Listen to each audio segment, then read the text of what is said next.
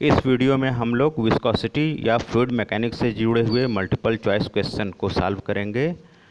तो पहला क्वेश्चन आपके स्क्रीन पर दिखाई दे रहा होगा। Viscosity is the property by virtue of which of liquid. Viscosity किस लिक्विड के किस गुण के कारण प्रोड्यूस होता है। तो ऑप्शन यहाँ पर आपको दिखाई दे रहा होगा ABCD। Occupied minimum surface area, opposite relative motion between its layer, become spherical in shape, tend to regain its deformation position।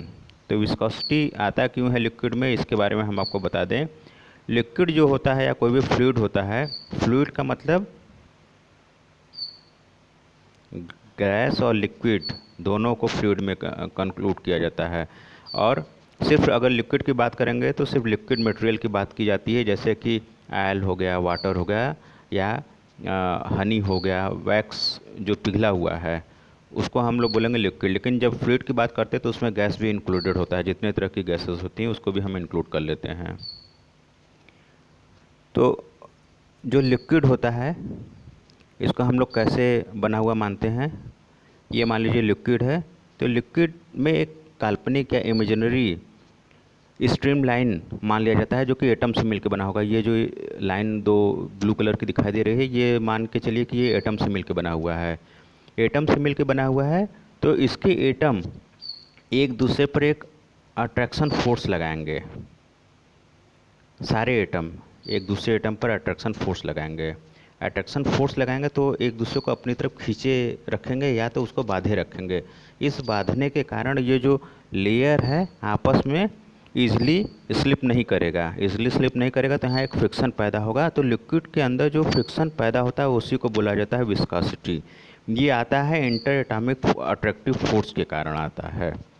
तो जो विस्कोसिटी होता है लिक्विड में इस कारण से जनरेट होता है। तो इसमें ऑप्शन आपको कौन सा, बी वाला जो है, opposite relative action between its layer है।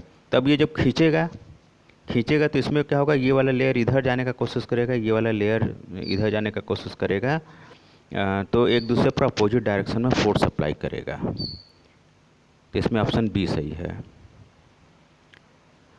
दूसरा है viscosity is exhibited by solid liquid gas only, solid and liquid only, liquid and gas only, gas and solid. तो अभी हमने आपको क्या बताया था, विस्कोसिटी फ्लूइड में पाया जाता है। फ्लूइड में क्या क्या माना जाता है, गैस को भी फ्लूइड माना जाता है और लिक्विड को भी। तो जहाँ पर लिक्विड और गैस होगा ऑप्शन सी वही सही होगा। जबकि जहाँ सॉलिड होगा वहाँ विस्कोसिटी नहीं पाई जाती है, वहाँ फ्रिक्शन होता है या इंटरनल रेजिस्टेंस स्ट्रेस स्ट्रेन के फॉर्म में होता है। तो देखिए यहाँ ऑप्शन ए में सॉलिड है, ऑप्शन बी में सॉलिड है, ऑप्शन डी में सॉलिड है। तो सीधा सीधा ये भी कट जाएगा, ये भी कट जाएगा, ये भी कट जाएगा, सिर्फ ऑप्शन सी ही सही होगा। तीसरा है streamline flow is more likely for liquid with high density and low viscosity, low density and high viscosity, high density and high viscosity, low density and low viscosity. तो पूछ रहा है कि स्ट्रीमलाइन फ्लो लिक्विड में ज़्यादा पाया जाएगा किस वाले में, जिसमें ऑप्शन अलग अलग दिया गया है। तो स्ट्रीमलाइन फ्लो क्या होता है, जब आप किसी नदी नाले या कहीं पर भी पानी बहता हुआ देखते होंगे तो कभी कभी आपको वो स्थिर सा प्रतीत होता होगा, लगता होगा कि वो बह ही नहीं रहा है। तो ऐसे ही जो फ्लो है, फ्लो ऑफ लिक्विड है, उसी को बोला जाता है स्ट्रीमलाइन फ्लो। स्ट्रीमलाइन फ्लो में होता क्या है कि जो पानी बह रहा है उसमें जो उसके मॉलिक्यूल्स होंगे या उसके एटम होंगे एक ही लाइन को फॉलो करते हुए चलते हैं। एक स्ट्रीम एक लाइन को फॉलो करते हुए चलते हैं, इसलिए उसको बोला जाता है स्ट्रीम लाइन फ्लो। हम इसको इतना सिंपल इसलिए बता रहे हैं क्योंकि ये वीडियो तरह तरह के स्टूडेंट देखेंगे तो उन सभी को बेनिफिट मिले, इसलिए इसको बताया जा रहा है। तो डेंसिटी जितनी ही लो होगी उतना ही अच्छा है, और विस्कोसिटी जितनी हाई होगी उतना ही अच्छा है ईटा। तो इसमें ऑप्शन क्या है, B, low density and high viscosity. Fourth question आपके स्क्रीन पर आ होगा, in streamline flow which of the following statement is correct. Streamline flow के लिए कौन सा कथन सत्य है? तो ऑप्शन देखिए क्या आ रहा है। A, speed of flow at all time in space is necessarily same. The speed of every particle at one point is same but it is different at different point in place. The velocity of every particle at a particular point is same.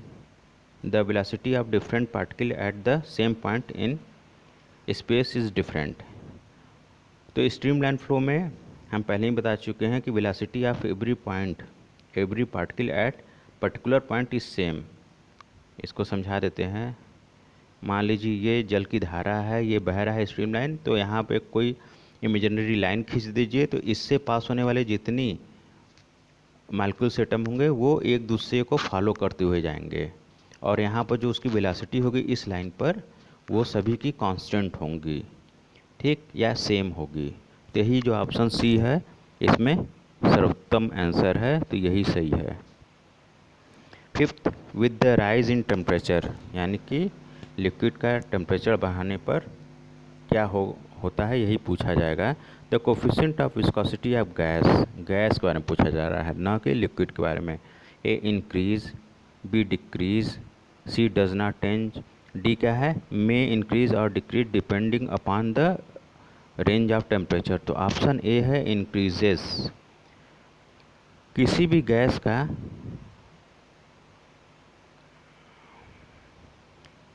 Coefficient of viscosity यानी ईटा की value जब temperature बढ़ा देते हैं तो इसकी भी value क्या हो जाती है, बढ़ जाती है, इंक्रीज कर जाता है। अगर टेम्परेचर बढ़ा देंगे, इंक्रीज हम लिख दिए हैं यहाँ पर, इंक्रीज कर जाता है। ऐसा क्यों होता है?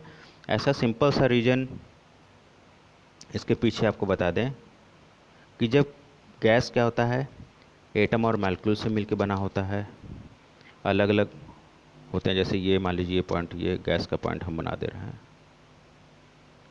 जब इसका टेम्परेचर बढ़ा देंगे तो ये गैस के जो मॉलिक्यूल्स आपको स्क्रीन पर ब्लू कलर में दिखाई दे रहे हैं, सपोज कर लीजिए ये क्या है, ये रैंडम मोशन करना शुरू करेंगे। जब मैं रैंडम मोशन करेंगे तो एक दूसरे के करीब भी आएंगे और एक दूसरे से बहुत तेज़ी से दूर भी जाएंगे।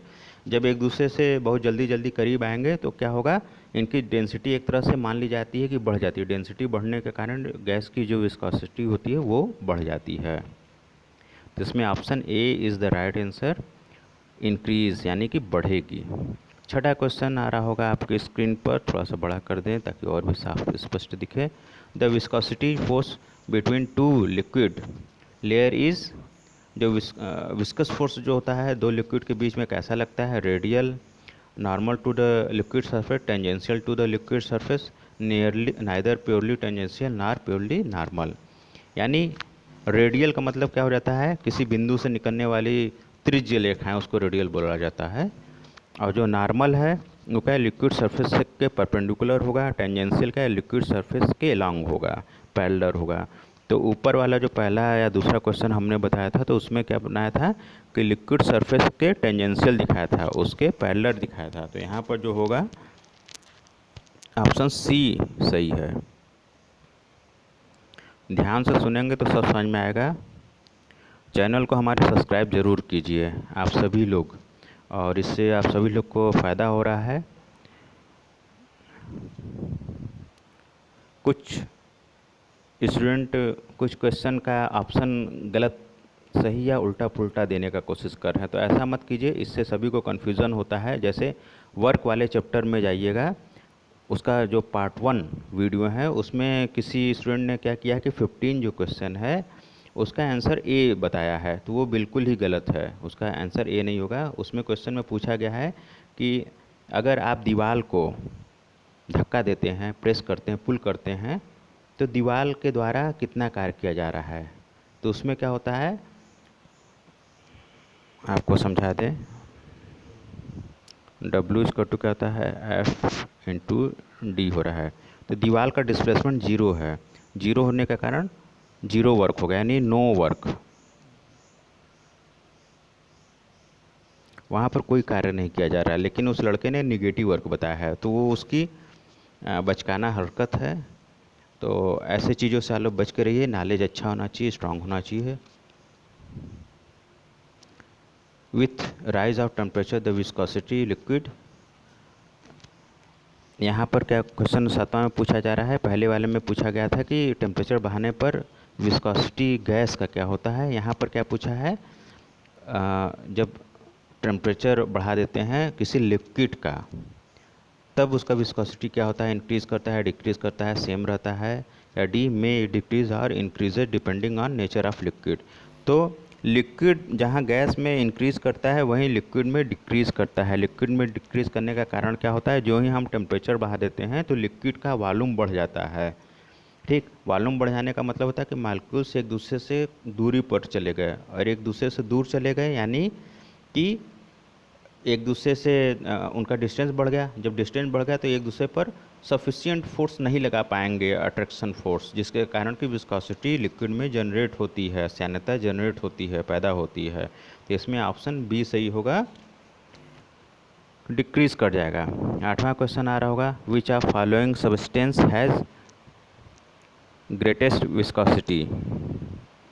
कौन सा सब्सटेंस का जो सान्यता होगा वो सबसे ज़्यादा होगा, ज़्यादा सान्य होगा। सान्यता का मतलब होता है गाढ़ापन, विस्कोसिटी का मतलब होता है गाढ़ापन। ए मरकरी, बी वाटर, सी ऑक्सीजन, डी ग्लिसरीन।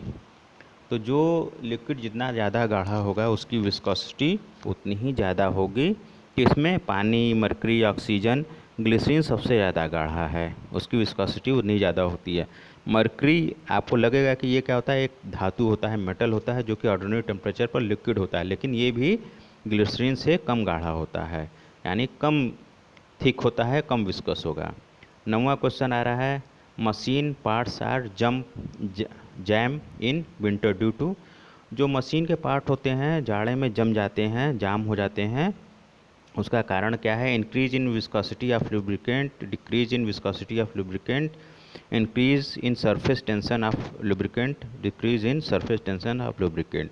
तो यहाँ सरफेस टेंशन का रोल नहीं होता है, विस्कोसिटी होता है। जाड़े में क्या होता है, जो लुब्रिकेंट उसमें प्रयोग किया जाता है, जो स्नेहक, इसको बोलते हैं स्नेहक हिंदी में, स्नेहक जो प्रयोग किया जाता है वो क्या हो जाता है, थिक हो जाता है, जम जाता है। ग्रीस जो यूज़ किया गया, ग्रीसी मटेरियल या जो यूज़ किया जाता है वो जम जाता है, जम जाने के कारण मशीन जाम हो जाता है। 10वां क्वेश्चन आपके स्क्रीन पर आ गया होगा, बहुत ही खूबसूरत question. The velocity of a falling rain drop attain limit value because of a upthrust force of air, viscous force exerted by air, surface tension effect, air current in atmosphere. तो इसमें option B है, viscous force exerted by air. जो पानी की बूंदें, अभी भी हमारे घर के सामने पानी बरस रहा है, जो पानी की बूंदें आसमान से धरती की तरफ आती हैं तो वो एक लिमिटिंग वैल्यू यानी टर्मिनल वेलोसिटी, सीमांत वेग को धारण कर लेती हैं। तो इसका कारण क्या होता है, जो हवा है उसके द्वारा उस पर एक फोर्स लगाया जाता है। समझा देते हैं इसको भी। देखिए, पानी की वर्षा की ये बूंद है, ये ज़मीन पर नीचे की तरफ आ रही, तो इसका कुछ फोर्स होगा, इसका कुछ वेट होगा, भार होगा, ग्रेविटी द्वारा ये पुल किया जा रहा होगा, तो एक नीचे फोर्स लगेगा। लेकिन जो एयर रेजिस्टेंस है उसके कारण इस पर एक अपवर्ड स्टोक फोर्स लगता है, 6πr ईटा v के बराबर। ये फोर्स इस mg फोर्स को आपस में संतुलित कर लेता है।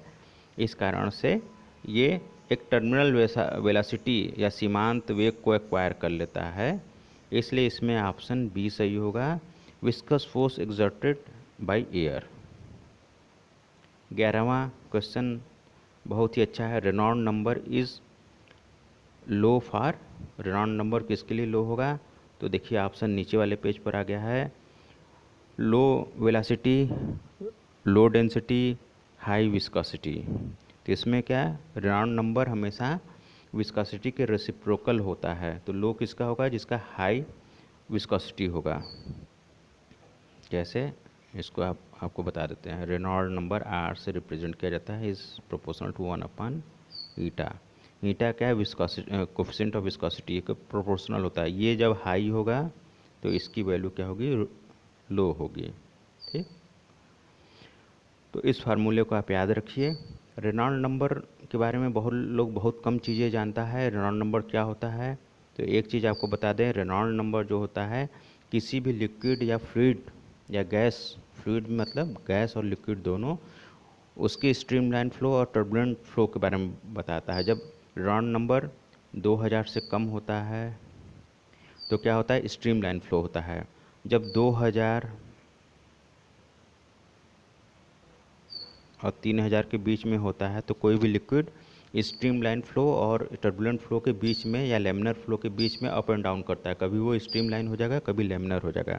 और रेनॉल्ड नंबर अगर 3000 से ज़्यादा हो जाए तो समझ लीजिए कि वो लिक्विड जो होगा हमेशा टर्बुलेंट फ्लो ही करेगा। रेनॉल्ड नंबर का जो एप्लीकेशन होता है ये बहुत ही बृहत होता है। जो जेट इंजन, टरबाइन इंजन, जहाज़ के जो डैने होते हैं, विंग्स होते हैं, ये सब जितने बनाए जाते हैं, और गाड़ियों की जो टेस्टिंग होती है, जो कि जैसे हीरो होंडा हो गया, होंडा हो गया, और कार की जो टेस्टिंग होती है या कोई भी व्हीकल की टेस्टिंग होती है, रेल की टेस्टिंग होती है कि वो उसका एरोडायनेमिक कैसा है, वो कैसा बिहेव करेगा जब वो चलेगा, जहाज़ जब उड़ेगा तो कैसा बिहेव करेगा, कितना उस पर फोर्स या प्रेशर ड्रैग करेगा, वो सब रेनॉल्ड नंबर के द्वारा ही पता किया जाता है। हमेशा कोशिश की जाती है कि रेनॉल्ड नंबर सेम रहे। पनडुब्बी या सबमरीन जो होता है पानी के अंदर जाता है तो वहाँ रेनॉल्ड नंबर से उसकी टेस्टिंग की जाती है, तो इसका बहुत ज़्यादा एप्लीकेशन है। तो इस वीडियो में इतना ही, अगली वीडियो में और सब चीज़ें हम डिस्कस करेंगे। Okay, thanks for watching my video, thank you.